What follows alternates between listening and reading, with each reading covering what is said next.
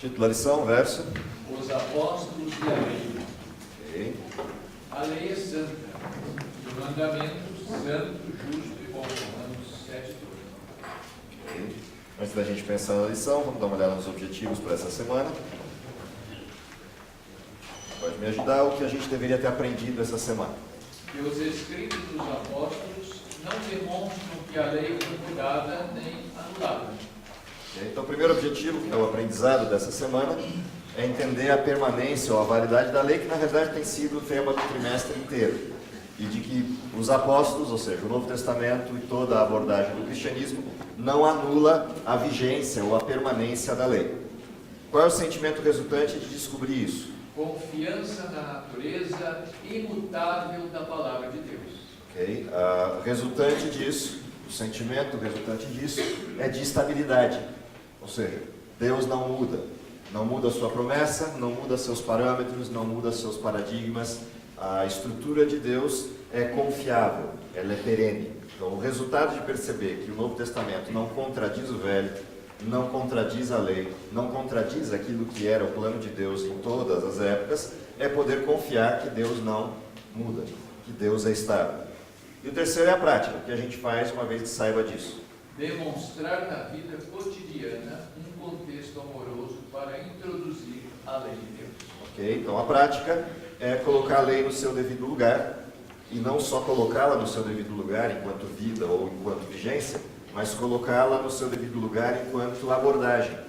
Ou seja, a lei não é tirania, como propunha Satanás, a lei não é esquizofrênica no sentido de achar, de prever algo que seja impossível de ser feito. A lei, de fato, é a demonstração clara do caráter de amor de Deus na vida daquele que crê, na vida daquele que se entrega de forma definitiva a esse Deus. Portanto, encontrar um aspecto amoroso no cumprimento da lei não é só uma contingência racional, não é só um modelo racional de aplicação, mas é o entendimento correto do significado de Deus na vida.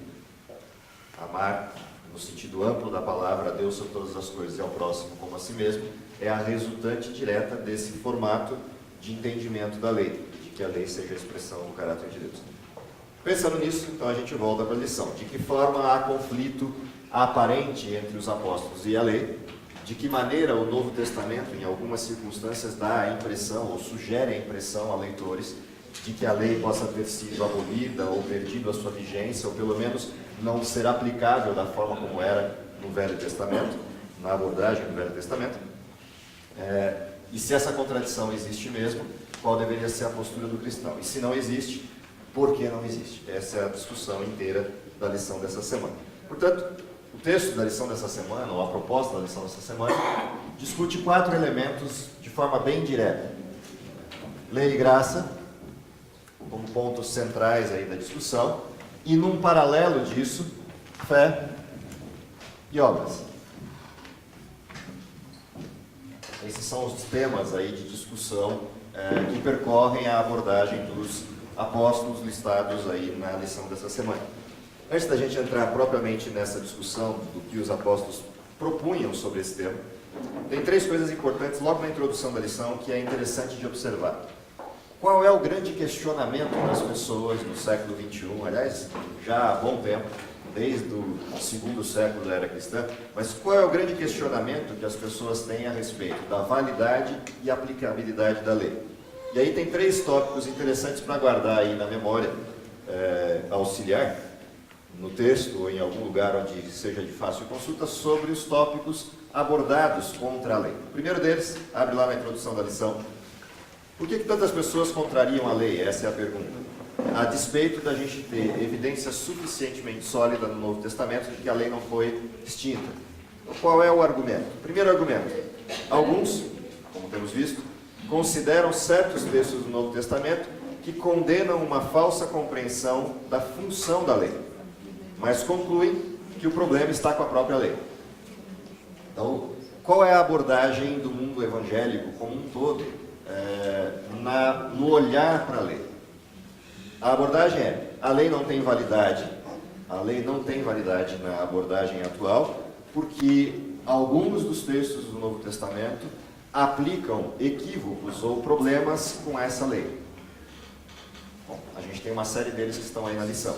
A segunda abordagem, pela qual as pessoas criticam a lei, tem a ver com o sábado. As pessoas parecem estar convencidas de que o sábado não seja mais obrigatório para o cristianismo. Afinal de contas, o sábado era judeu. Foi feito para os judeus. Foi entregue aos judeus. E na condição de entregue aos hebreus, ou aos judeus numa segunda instância, no sentido da tribo de Judá, mas ao povo de Israel como um todo, tendo sido entregue ao povo de Israel, ele é exclusivo àquele povo, é a marca registrada daquela nação. A nação cristã tem outra marca, que é a libertação da ressurreição de Cristo. E, portanto, a comemoração do cristianismo se faz no domingo e não no sábado. Esse é o segundo argumento. O terceiro argumento, e o curioso é que por causa do sábado se extingue a lei inteira e não só o sábado.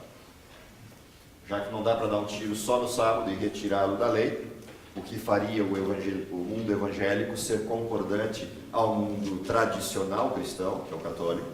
Então se dá um tiro na lei inteira por conta de um dos mandamentos. O terceiro argumento é: os mandamentos são válidos, todos os 9, exceto o sábado, exceto o quarto.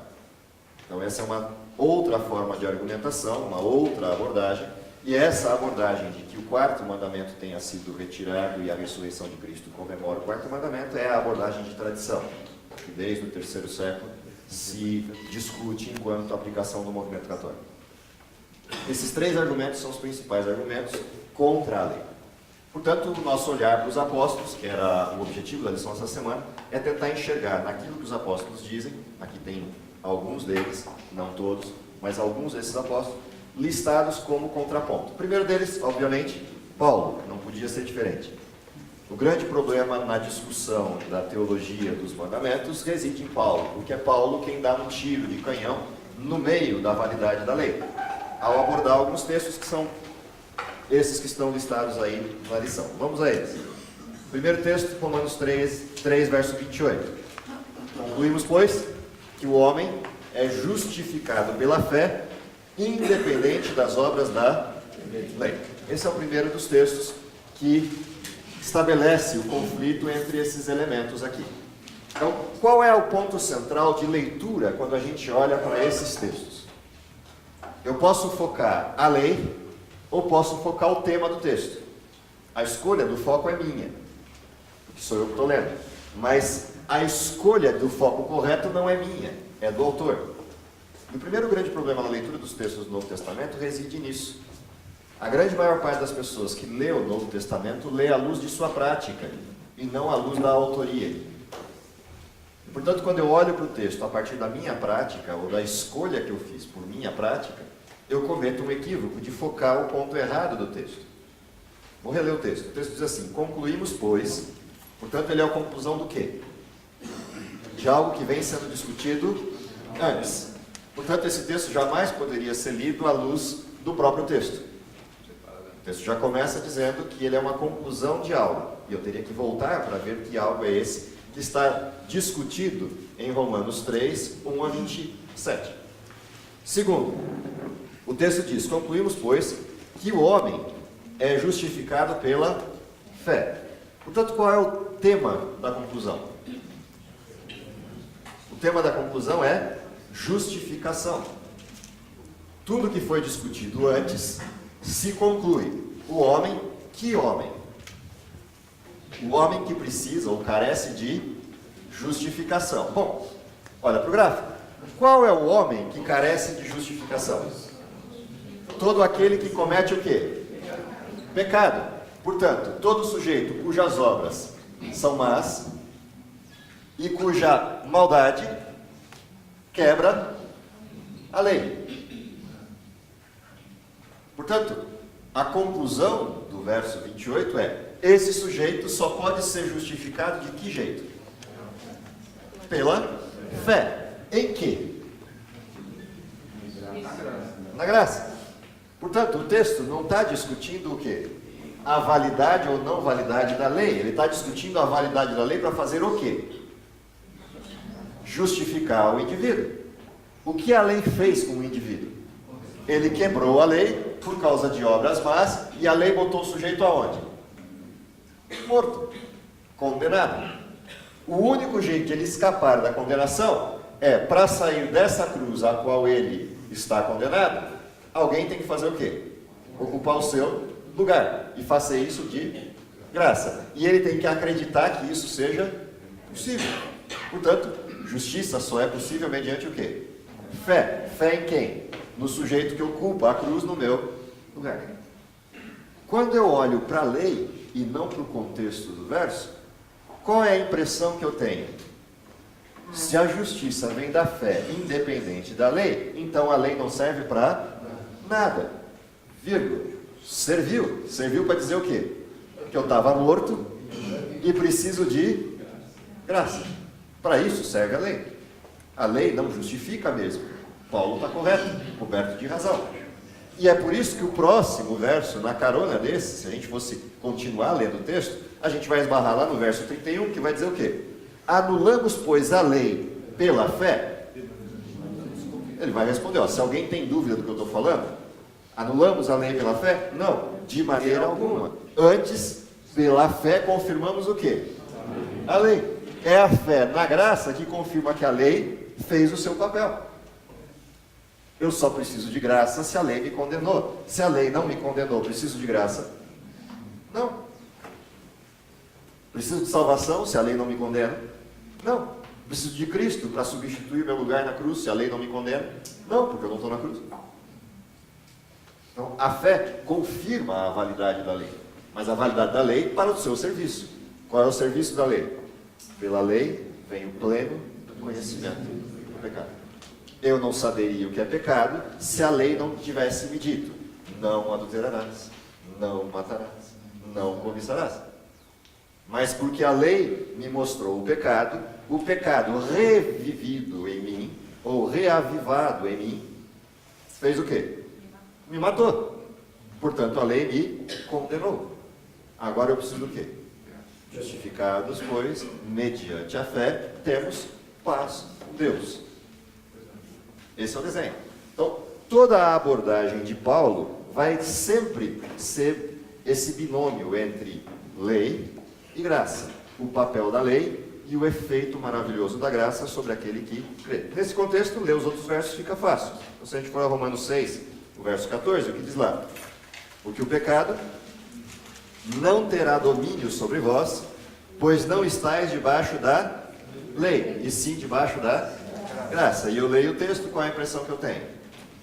Lembram? Mesmo foco. Como é que começou o texto? Por quê? Se começou por quê? Ele é uma conclusão. Conclusão do quê? Da discussão que vinha acontecendo antes. Qual era a discussão que acontecia antes? Dos versos 1 ao 13.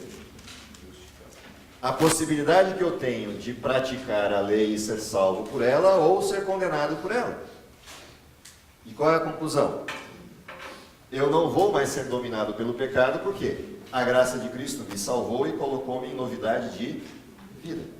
Em novidade de vida, como eu ajo? Qual é a minha prática? Voltar a pecar? De modo nenhum. Acaso, porque fomos salvos pela graça, voltaremos a pecar? De forma alguma. Portanto, qual é a conclusão desse texto de Romanos 6,14? A conclusão é: eu não podia cumprir a lei, estava condenado por ela por causa das minhas obras más, mas fui salvo pela graça de Cristo. E agora, salvo pela graça de Cristo, o pecado volta a me dominar só se eu fugir de Cristo. Se eu não fugir da graça, o pecado não tem domínio mais sobre mim. Portanto, agora, salvo pela graça de Cristo, como eu ando? Como Ele andou. E, portanto, a lei não me pega mais. E, de fato, não estamos mais debaixo da lei do pecado e da morte, mas debaixo da lei da graça e da vida. Para fazer o quê? Voltar a pecar. Então, próximo texto, que é o de Romanos 7, verso 4. Vai pontuar ainda uma outra abordagem sobre esse mesmo tema. Assim, meus irmãos, também vós morrestes relativamente à lei, por meio do corpo de Cristo, para pertencerdes a outro, a saber, aquele que ressuscitou dentre os mortos, a fim de que frutifiquemos para Deus. Bom, o que esse texto está me dizendo? Assim. Portanto, se é assim relativo ao quê? a tudo que está nos 3 versos anteriores e ao capítulo 6 inteiro. Portanto, quando eu olho esse desenho, esse assim vós morrestes relativamente à lei por meio do corpo de Cristo, o que o texto está me dizendo? Eu morri para a lei ou morri relativamente à lei? Eu morri para a lei ou morri relativamente à lei? O que diz o texto? Morri relativamente à lei. O que a lei dizia? Pecou, morreu. Se eu morri relativamente à lei, o que o texto está me dizendo? Que eu não estou mais morto, eu estou vivo. Quando Paulo usa esse tipo de argumentação, é complicado por quê? Porque ele usa termos negativos para enfatizar o positivo. Eu morri relativamente à lei, ou seja, a lei me condenou e eu morri. Eu morri relativamente à lei, como é que eu estou? Menos com menos é mais. Isso é lógica grega. Lógica grega aplicada ao direito romano. Menos com menos é mais. Negativo com negativo é positivo. Ou seja, se eu morri relativamente àquilo que me condenou e me matou, eu estou vivo. E agora, na qualidade de vivo, o que eu tenho que fazer? Simples. Frutificar para Deus. Porque quem está morto não dá fruto. Então, o que Paulo está dizendo? Uma vez que a lei que me condenava não tem mais efeito sobre mim, porque a graça de Cristo me salvou, eu estou vivo outra vez. Na qualidade de vivo, o que eu faço? Produzo frutos de quem está vivo, ou seja, não peco mais. Agora passo a viver em novidade de vida, não peco mais. E aí o texto é bastante enfático nisso, para pertencerdes a outro. Eu não pertenço mais ao mal e, portanto, não pratico mais as obras que a lei me condenava. Eu pertenço a quem? A Cristo. E passo a praticar as obras que vêm da fé. O fruto do Espírito, lá em Gálatas. O fruto do Espírito é bondade, mansidão, longanimidade. Contra essas coisas não há lei. Faça todas essas coisas que não há lei que te pegue nisso. E aí o texto é bastante enfático, ou seja, contra essas coisas não há lei. Portanto, a lei perdeu a validade? Não. Se perdesse a validade, eu não precisava fazer essa afirmação. Contra tais coisas não há lei. Se não há lei contra essas coisas, é porque essas coisas são as coisas que a lei dizia que eu tenho que fazer. Agora, se eu não fizer, contra as coisas que eu passar a fazer, haverá lei. Se eu não fizer o que a lei pede, as coisas que eu vou fazer são más, e contra essas coisas há lei. E aí eu volto à mesma condição. Morto outra vez, carente da graça, necessitando exercer fé. Esse desenho é o desenho do cristianismo. A partir desse desenho fica fácil olhar os outros textos todos que a lição abordou. Então, qual é o problema com Paulo? O problema com Paulo é um problema muito simples e ao mesmo tempo muito complicado. O problema de Paulo é um problema muito simples, que é um problema de contexto. As pessoas não leem os textos de Paulo à luz do contexto. Leem os textos de Paulo arrancando os textos do seu lugar, à luz da sua própria prática, tentando definir em Paulo a teologia da sua prática, que sustente a sua prática e a sua crença. Volte o texto para o contexto e o problema de Paulo se resolve. Ao mesmo tempo, esse é o complicador de Paulo, porque Paulo é um sujeito que insiste em escrever difícil. Então, ler os textos de Paulo à luz do contexto é ter que parar um tempo, gastar um tempo para entender o formato paulino de escrever, ou seja, entender um pouquinho de cultura grega, entender um pouquinho de lógica, entender um pouquinho da estrutura do texto de Paulo, para a partir daí conseguir entender o que Paulo queria dizer. Isso necessita tempo, necessita debruçar sobre o texto. Por isso a dificuldade, no caso do texto de Paulo, é essa. E Pedro foi bastante enfático ao dizer isso. Paulo escreve muito difícil. Quem consegue entender, que entenda. Eu vou escrever mais fácil, que é o que eu dou conta de fazer. E aí você cruza os dois textos, você percebe que os dois estão dizendo a mesma coisa. Aliás, eu acho que nem Pedro sabia escrever, eram todos analfabetos. E um dos grandes problemas nossos hoje é difícil ter voltado agora com computadores, com tudo que nós temos, nós encheríamos os limites mais fortes. Mesmo contexto. Mas a desculpa toda, quando surge algum problema, é para o ser humano se desculpar. Sim. Então, toda justificativa, sábado, domingo, sábado, é o desvio que houve, por isso precisou de de exemplificar a Bíblia. A Bíblia não é completa, então vamos fazer um catecismo. É isso que eu aprendi na ponta da língua quando era criança. Né? Você amplia o fenômeno para dar justificativa para o erro. E aí, um erro puxa o outro. E Vai não embora. adianta, aquilo se torna, vive na família, aí a tradição vai de um para o outro. Isso acontece. Pastor, Cristo aí é a divisão, né? Se eu pecar, há possibilidade de eu pecar do lado de cá, a graça e fé? Cristo não é a divisão. Não, eu digo assim. Cristo é a junção desses Isso. termos. Aí quer dizer, se eu pecar aqui, eu tenho que voltar para lá ou eu sou perdoado aqui? Na realidade, o que acontece? Isso aqui é uma coisa Só. só. Não é a divisão. Do lado de cá está a causa, do lado de cá está a solução. Onde o ser humano vive? Ele vive nessa dinâmica aqui.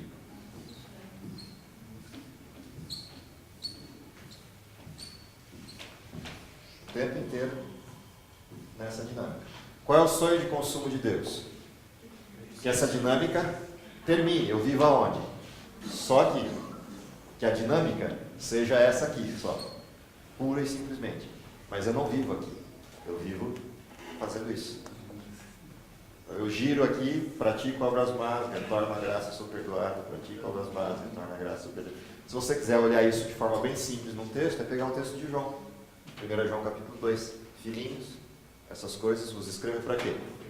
Para que não pequeis. Se porventura pecarem, temos um advogado junto ao Pai, Jesus Cristo, o justo, que perdoa o quê? É propiciação para o quê? Todos os nossos pecados.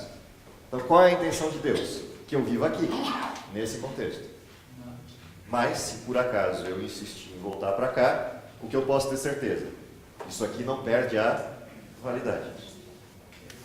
Exatamente porque que João coloca isso, é que eu sei que o lado de cá também não perde a validade. Porque se perdesse a validade, eu não precisaria ter aquela afirmação.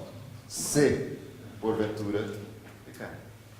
Ou seja, enquanto houver estrutura de pecado na terra, haverá esse se e haverá essa condição.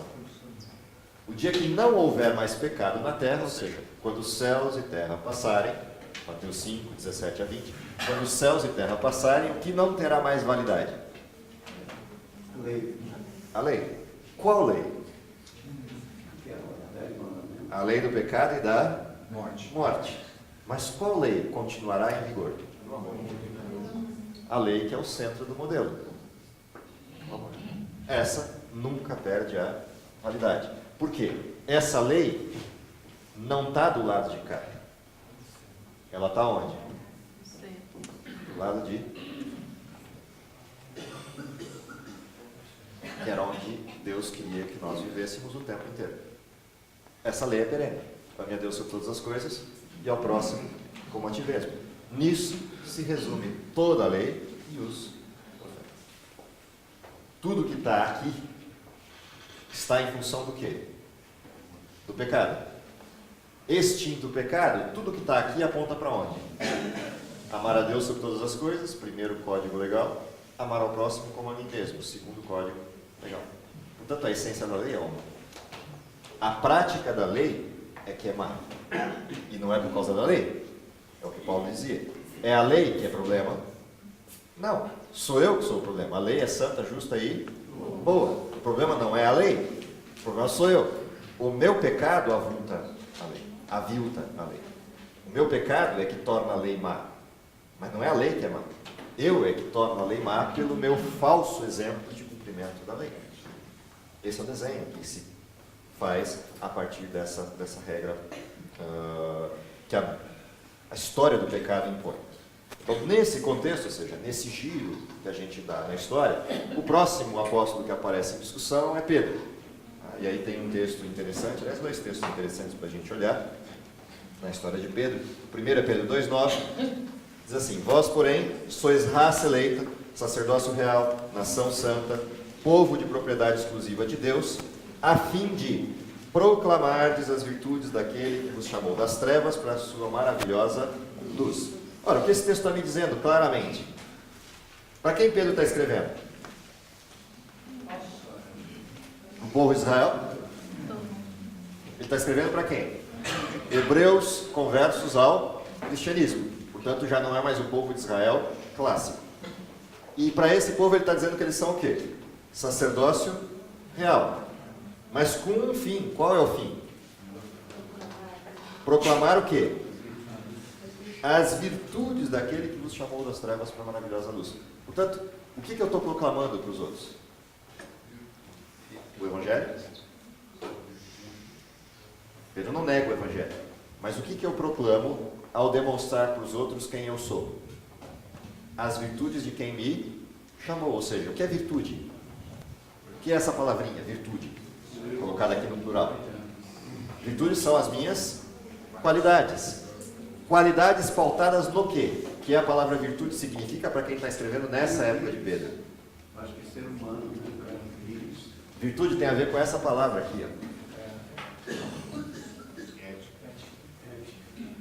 O que o sujeito está dizendo para mim?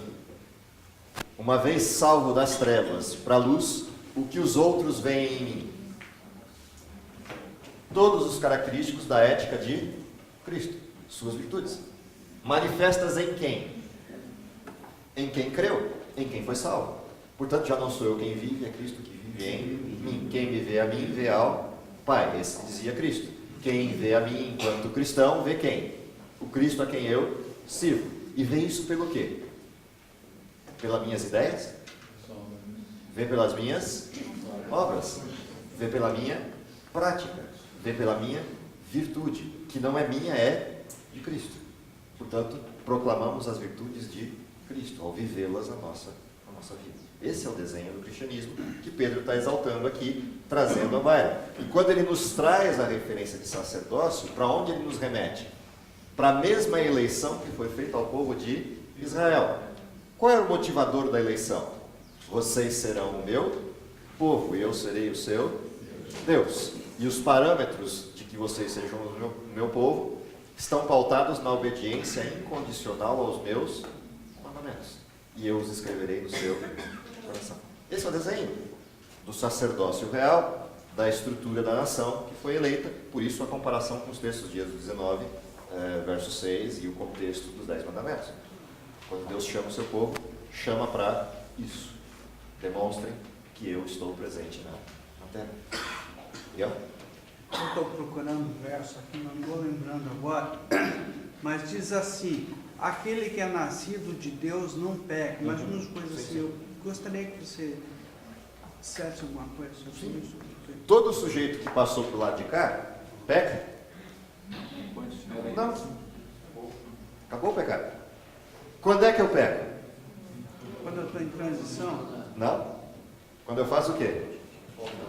Quando eu volto para cá. O texto está dentro de um contexto inteiro. Todo sujeito que nasceu de Deus passou de onde para onde? Passou da morte para a vida. Tem pecado do lado de cá? Não. Mas eu posso passar daqui para cá? Posso. Se eu passar daqui para cá, o que acontece? Eu peco outra vez. Aí ele não é nascido de Deus. O nascer de Deus é o quê? Aceitar Cristo como meu salvador. Então. Oi? Não é uma condição constante. Então. Não. É uma condição constante se eu permanecer ali. João capítulo 14 e capítulo 15 descrevem isso. Se eu pegar o capítulo 15, propriamente dito, quando eu falo da videira, qual é a ênfase de Cristo ali? Permanecer em mim. Porque se permanecerem ligados em mim, dão o quê? Fruto. Porém, se não permanecerem em mim, o que voltam a fazer? O que faziam antes. As obras da carne. Isso é definitivo? Será se eu quiser continuar aonde?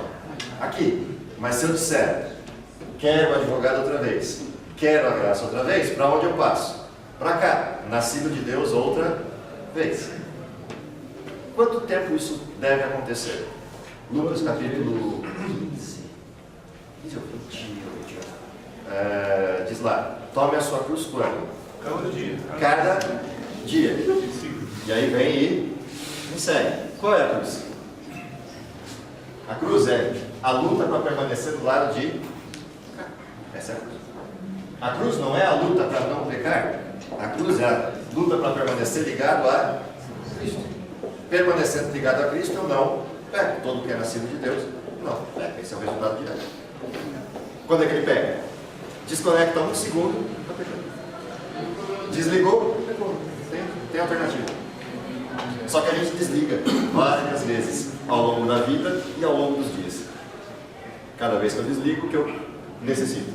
Graça outra vez. Por isso Paulo olha para si mesmo e diz o quê? Miserável homem que sou.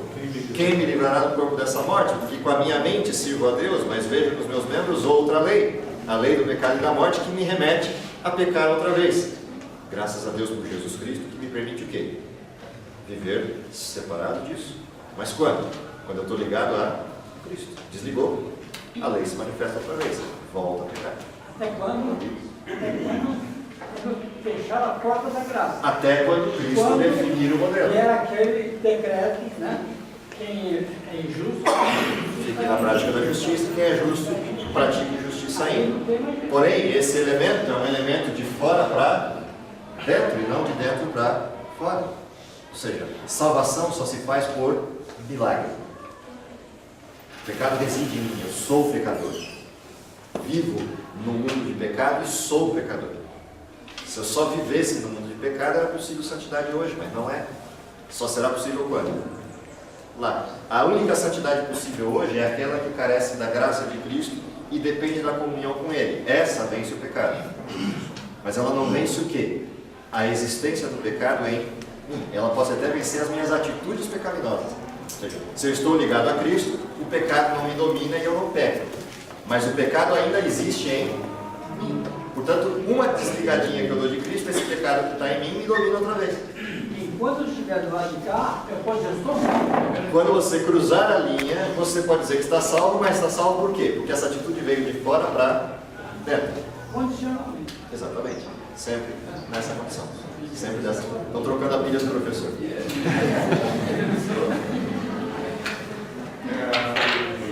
Essa situação que o irmão aqui mencionou é uma situação que acho que inquieta muita gente, que a questão é, eu não quero pecar mais. Por que isso não é possível hoje, né? Aliás, alguns defendem que é possível, né? Eu não creio também, né? Tem uma meditação só para contribuir? Eu vou trabalhar se é possível ou não é possível. É possível. Sim. Desde que você entenda o que é essa possibilidade. Até quero que você fale. Mas uma meditação interessante, aliás, toda meditação desse ano, a meditação vai estar muito boa, mas sexta-feira ele fala sobre escolhas, né? E é só as escolhas pequenas que determinam as escolhas grandes. Então, de repente, eu estou lá na televisão e escolho deixar num canal que começa a passar uma sensualidade, alguma coisa, aquilo ali me leva a pensar e me leva a escolher, permanecer, etc. Então, talvez, quando eu estou naquela situação, que é a situação da graça, as escolhas pequenas, né, vão fazer com que me deixe mais difícil voltar para outra situação. Então, eu sugeriria até ler essa meditação da sexta-feira passada, assim, não ontem, mas a outra, se eu não me engano. Vamos ver isso aqui. Tentação é pecado? Não. O que é pecado? É a contemporização com ela. Quando eu aceito a tentação residir como condição, a partir daí o pecado se instala. Por isso que o pecado não é ato, o pecado é uma condição mental. Então, essa dinâmica, tentação e pecado, é a dinâmica que paira nisso aqui. Ó. Quando é que eu preciso de fé? Quando vem a tentação. Se quando vem a tentação eu exerço fé e chamo quem dá conta dela, o que acontece comigo? Eu não peco. Por isso o texto do Miguel. Quem é nascido de Deus não peca. Quando é que eu preciso nascer de Deus? Todo o tempo. Como é que eu faço isso? Simples. Paulo deu uma regrinha curta. Orai sem cessar. É aqui que o problema se resolve. Então, nesse contexto, é possível, sim, vencer o pecado. Mas para isso acontecer, o que precisa acontecer o tempo todo? Isso aqui. Então, mas só uma coisa prática, né, que eu quis ressaltar, são as pequenas escolhas do dia a dia. Coisa prática, né? É para isso que eu preciso da fé. Isso. É que a gente não se dá conta. Certas, Sim, a gente não se dá conta disso. A gente não exerce a fé e a oração e a comunhão nas pequenas coisas da vida e as grandes nos pegam. Então, o nó é esse. Então, se eu olhar para a Bíblia e se eu olhar para a profecia, tanto a Bíblia quanto a profecia vão ser claros. É possível vencer o pecado. Mas em que condição? O pecado é nessa condição aqui. Mas isso só é possível não pela minha competência. É possível pela minha comunhão com Deus constante para identificar a tentação. E quando a tentação vem, o que eu devo fazer? O que a Bíblia diz: resistir ao diabo e ele fugirá de vós. O que é resistir ao diabo? O Senhor te repreenda, e não eu, porque eu não tenho competência para fazer isso. O que mais a Bíblia diz? Foge dele. Ou seja, se é para fugir dele, é para fugir para onde? Fugir para perto de Deus. Vai para debaixo da saia. Vai para trás daquele que protege. E ele sim vence Satanás. Agora, para eu fazer isso, eu tenho que estar com uma comunhão constante. Então, é possível? É possível. Mas é possível nessa condição. O problema é quando a gente tenta fazer isso ao contrário. A gente tenta vencer a tentação. Você não vai vencer. Vai perder. Satanás tem anos de prática o suficiente para escolher o melhor jeito. Então, não tem saída. A única saída é: corre para Deus. Volta para a fé. Agora, o que não é possível vencer? Uma condição instalada em nós, que é a condição de tendência para o pecado. Ou seja, o pecado já existe em mim. E esse eu não tenho como tirar. Ele está lá. Está impregnado lá. E é exatamente porque ele está impregnado lá que Satanás tem força no processo da tentação. Porque ele usa aquilo que já está em mim, impregnado. Ele não vem com algo que não está em mim, porque é muito mais difícil de eu cair. Ele vem e me pega naquilo que já é prática. E é naquilo que ele remexe. E quando ele remexe ali, aquilo já é minha condição. Portanto, eu careço muito mais ainda da presença de Deus na vida. Essa dificuldade é que o ser humano tem de compreender o que é vitória sobre o pecado. E por isso fica essa guerra enorme entre eu posso ou não posso ser perfeito. Sim, eu posso ser perfeito, mas em que condição? Na perfeição que a Bíblia descreve, que é a perfeição da comunhão. Ou seja, eu posso buscar uma comunhão com Deus a tal ponto de que em todo tempo e em toda tentação eu busque Deus em primeiro lugar. Agora, para chegar a isso, é uma estrada inteira de uma vida para aprender. Alguns viveram essa estrada de forma mais ampla, outros de forma menos ampla. E outros vivem um gráfico de cardíaco. Entendeu? O tempo inteiro sobe e desce, sobe e desce, sobe e desce. Então, a condição de vida do cristão deveria ser uma condição de crescimento. Aí paira todo esse debate. Agora eu perdi a ordem, porque levantaram 10 mãos, eu já não sei qual deles que é. Vamos na ordem da esquerda para a direita aí. Vou fazer todas as perguntas juntas e responder de uma vez. Se eu for esperar cada um responder, não chego no último. Vamos lá. Por favor, eu gostaria que você nos explicasse um pouquinho. Uma das coisas que eu tenho muitos parentes da presbiteriana, e eles alegam para nós que a gente não tem conhecimento da graça. Graça, sempre graça, salvo, para sempre. Né? Perfeito, próximo. Tem outra, baseado no verso somos filhos de Deus, toda vez que praticamos, mas tem um pensamento, fala, vós sois filhos do diabo, quando mente. E olha quem é que não mente hoje. Que mais? Eu, acompanhando ele, os meus parentes também usam muito esse texto aqui, ó. Lucas 16:16. A lei e os profetas vigoraram até João. Lê o resto, já sei. Então, mas eles em resto continuam com isso, né? Lê o resto. Desde esse tempo vem sendo anunciado o evangelho do reino de Deus. Que tempo? E todo homem se esforça por entrar nele. Continua. E é mais fácil passar o céu e a terra do que cair o tio sequer da lei. Maravilha. Agora a gente chegou no ponto. Mas Se separar no primeiro bloco, o que acontece? Exatamente. Então, por que a lei e os profetas, ou a lei e a condição toda do que a gente chama de Velho Testamento, duram até João? Porque até lá eu dependia do que para ser salvo? Do que a lei apontava. Para eu ser salvo, eu preciso do sacrifício. A partir de João, o que eu não preciso mais? Do sacrifício. Mas o que continua em vigor? A lei. Ela só mudou o quê? A paga. A paga que era o sacrifício, agora é quem? Cristo. E isso responde a pergunta dele. Ok? Por que responde a pergunta dele? Uma vez salvo por Cristo, salvo para sempre. Do quê? O texto acabou de responder. Do quê? Daquilo que a lei e os profetas E todos os detalhes do Velho Testamento apontavam da condenação. Portanto, uma vez salvo por Cristo, de fato, salvo para sempre. Do quê? Da condenação. Até quando? Até quando eu escolho a condenação outra vez. Por quê? Porque nenhum J, nenhum tio passará da lei, sem que tudo se cumpra. Aonde? Na minha vida. Se eu volto a pecar, do que eu careço outra vez? De salvação, porque a lei me condena de novo. E aonde está a salvação? Única e exclusivamente naquilo que João pregou, no Evangelho de Cristo. Então, o sacrifício de Cristo é para sempre? Não tem outro. O cumprimento de Cristo é perene? Sim, não há outro. Mas se eu escolher pecar outra vez, do que eu continuo carecendo? Do sacrifício de Cristo e da graça dele, para me salvar de todo o pecado. Portanto, o problema não está com a graça ser eterna e nem com a salvação ser para sempre. Está com o fato de que eu continuei sendo o quê? Pecador, carente da graça de Cristo. E é essa dificuldade que o mundo evangélico tem na compreensão. Eles param na graça e causam aquilo que Judas, no evangelho dele, nos pontua, que é o quê?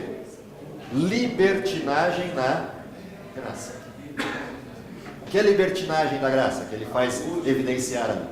É eu colocar a graça como sendo maior do que meu desejo de continuar pecando, ou seja, a graça suplanta o meu desejo de continuar pecando. Em que sentido? Não no sentido de me salvar, mas no sentido de ela passa panos quentes no meu desejo.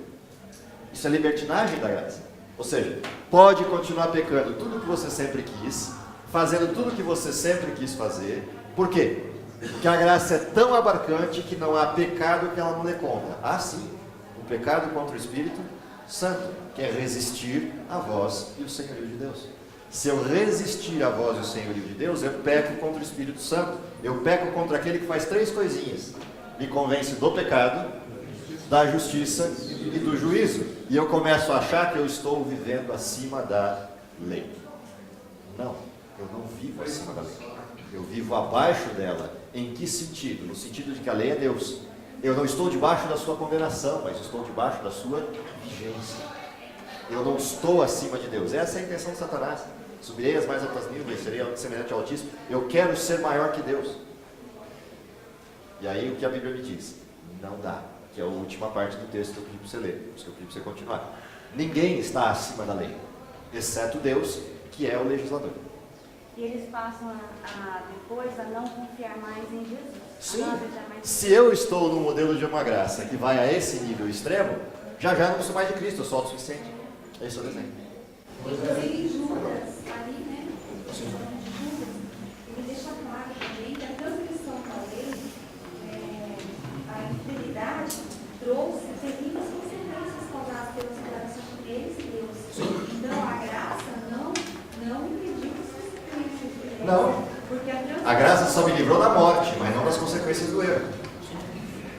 O processo continua. A estrutura não se perdeu. O que mudou foi só o que salvava no processo. Mas aí fala assim, a graça não precisa cumprir a lei. Mas é bem claro, que quem não cumpre a lei vai sofrer as penalidades e as consequências. O resultado é direto, ele está presente, ele não vai mudar. Tá? Vamos na sequência aqui, depois eu volto. O irmão Francisco, há alguns minutos atrás, fez uma observação errônea, mas eu quero corrigi-la, né? Não é bem isso, mas eu quero... Ele disse que a cruz aí fez essa divisão. Na verdade, quem fez essa divisão foi o pecado, está correto? Podemos dizer isso? O pecado fez essa separação entre esse ponto e esse ponto? Sim, eu posso até dizer que sim. Na verdade, o pecado não causou a separação. O pecado causou a existência disso, a existência disso, a existência disso, a existência Ok, disso. fez uma... Sem o pecado, nenhuma dessas quatro coisas existe. Ok, então... O pecado não causa divisão, ele causa o surgimento dessas coisas. Ok, então nesse desenho que você implantou desde o começo, eu vejo dois ambientes, duas coisas, e eu vejo uma coisa muito clara também. Liberdade para estar tanto de um lado para o outro, ou seja, Deus me permite, estando na graça, ir para o pecado, e me permite, estando aqui do lado mal, ir para o lado do livre-arbítrio é isso. E eu vejo também na Bíblia, no contexto de todo espírito que preficia na Bíblia, que você estava falando que é possível deixar de pecar. Eu vejo uma coisa de que também é necessário. E cada vez mais em nosso meio eu percebo que isso está se Eu pergunto, é necessário ou não é necessário? Essa é a minha pergunta. Não é necessário deixar de pecar. Não, eu estou perguntando se é necessário. Não é necessário deixar de pecar. Porque toda vez que eu fizer essa afirmação de forma unívoca, é necessário deixar de pecar, eu excluo o que do fenômeno? Isso aqui. Na frase eu excluo. Eu posso não escolher e excluir conceitualmente, mas ao afirmar dessa maneira o texto, eu sou levado mentalmente a excluir esse lado de cá. Então, se eu fizer essa afirmação do jeito certo, ela cria o contexto correto. O que é necessário? Apegar-se a Deus. De que forma? Completa. O que implica apegar-se a Deus de forma completa? Implica que isso aqui vai ser extinto. Essa é a forma correta do texto. Se eu falo é preciso deixar de pecar, quem deixa de pecar? Eu. E isso é errado. É preciso fazer o quê? Aquilo que Deus propiciou a mim. O que Deus propiciou a mim? Lembra? A fé. E a fé vem por onde? Pelo ouvir. E o ouvir do quê? Da palavra de Deus. Essa fé que vem pelo ouvir da palavra de Deus enche o ser humano de poder. E é esse poder que vence o pecado. Então, se eu fizer a afirmação daqui para lá, ela é correta. De lá para cá, ela me induz ao erro. E isso é o perfeccionismo. É a mesma afirmação, só que feita no sentido contrário. Então, sim, todo sujeito que chegar ao fim da história, percurso final, terá deixado de pecar. Em que condição? De ter extinto todos os pecados da vida? Não, de ter atingido essa condição de dependência total de Deus. Portanto, ele não deixou de ser pecador. Ele deixou de ser dominado pelo pecado. E essa é a condição de perfeição que Ellen White descreve. O problema é que, dependendo desse nível de comunhão, eu posso chegar até o nível de Enoque. De que quem olhe para mim já não veja pecado. Quem via pecado em Enoque? Só ele. Porque os pecados que ele cometia onde? Mas ele continuava vendo esses pecados. Não. Nessa condição, o que ele se percebe? Dependência absoluta de Deus. Isso é o que quebra as marcas do perfeccionismo e me traz para a marca correta do Evangelho, que é a dependência total de Cristo. Isso é a graça que o... Deu branco lá. Zé Roberto levantou. Isso é a graça que o Zé Roberto levantou. Que é mal compreendida pelo mundo evangélico. Porque vê essa graça como um modelo que permite que eu continue sendo pecador. Em que sentido? Pecador contumaz. E nisso, Ellen White é contrária, e a Bíblia também, eu não posso ser pecador contumaz. Nenhum pecador contumaz entrará no céu. Mas entrarão no céu pecadores incidentais? Sim. Todos são pecadores incidentais e entrarão no céu. Agora, nenhum pecador contumaz entra lá. Por quê? Porque o pecador contumaz é aquele que nega a graça, que nega a fé. E o pecador contumaz tem dois tipos. Tem o pecador contumaz, que nega a graça e a fé, e é pecador contumaz. E tem o pecador contumaz, que é aquele que se diz perfeito. Os dois são pecadores contumaz, porque os dois negam a graça. É aí que está o perigo de toda essa discussão. A negação da graça me faz um pecador contumaz, tendo ou não tendo pecados manifestos. E a negação da graça foi exatamente o que se manifestou em Indiana, que ocorreu com o perfeccionismo. Porque hoje a palavra perfeccionismo está assim muito... Ela é mal compreendida, mas ela é mal compreendida por que razão? E nós esquecemos da perfeição bíblica, sim, que nos exige algum esforço, essa liberdade. Sim, ela exige esforço por quê? Porque isso aqui é contrário à minha natureza. Exatamente. Então, mas o esforço está aqui. A gente ora sem cessar? Não. A gente mantém comunhão com Deus sem cessar? Não. Aonde está o esforço? A gente quer ler a Bíblia? Não. A gente quer gastar tempo para estudar? Não. A gente quer pôr Deus em primeiro lugar? Não. Onde está o esforço? Está aqui. Não está aqui. Aqui todo esforço é vão. Aqui todo esforço é poder. Não é aqui o esforço. Porque isso é contrário à minha natureza. Então, se há um esforço, se há um espancar que tem que acontecer, um esmurro no meu corpo, ele é aqui. Essa é a compreensão correta da fé. Estando aí, eu posso dizer que é necessário. Estando aqui, você pode dizer que isso aqui será uma consequência. Então, o que é necessário? Viver fé. O que é a consequência? Vitória sobre o... Isso é consequência. Se eu inverter, por mais tênue que seja a frase, esses dois momentos, eu caio nas armadilhas diversas do modelo da perfeição humana. E elas são diversas, porque ela tem várias nuances diferentes. Não dá tempo de explorar esse tema, só esse é um tema legal para a gente trabalhar aí umas 2 horas. Assim, esse é o nome. Tem vários exemplos aí na história. Deixa eu só terminar as perguntas que tinham ali, para todo mundo ficar coberto, e aí a gente encerra a lição. Vai lá. Moisés, quando Adão e Eva pecaram, teologicamente eu posso entender que Satanás colocou eles na natureza pecaminosa? Não. Satanás não coloca a natureza em ninguém, só nele mesmo. Quando Adão e Eva pecaram, o que acontece? Eles se desligam de Deus. E desligar-se de Deus já é ter a natureza. Então é uma coisa sobrenatural. A natureza pecaminosa? Na realidade, o sobrenatural é o que eu tinha e perdi. O que eu tinha? A natureza de Cristo. O que eu perdi? A natureza de Cristo. Quando eu perdi a natureza de Cristo, eu perdi o quê? Tudo. Não sobrou nada. Eu só estou vivo, vegetando.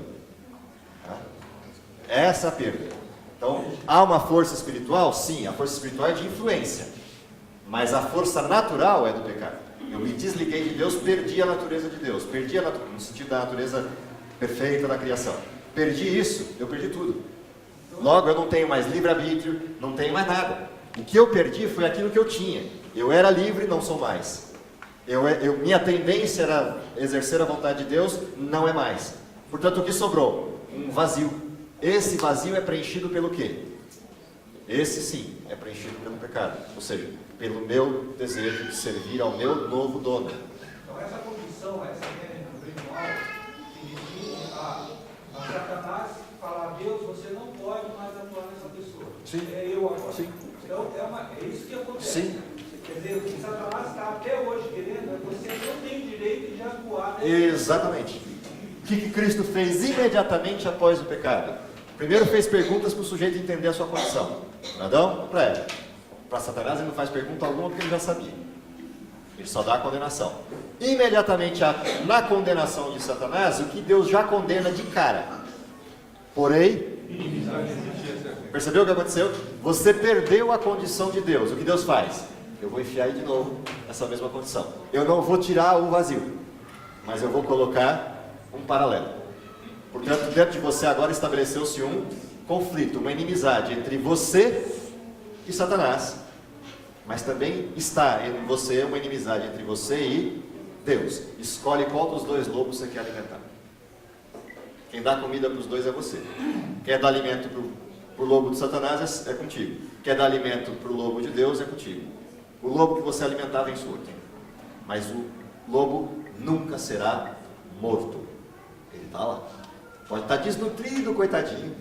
Mas está lá. Mas o lobo de Deus pode matar. Aí tem um detalhe importantíssimo de si.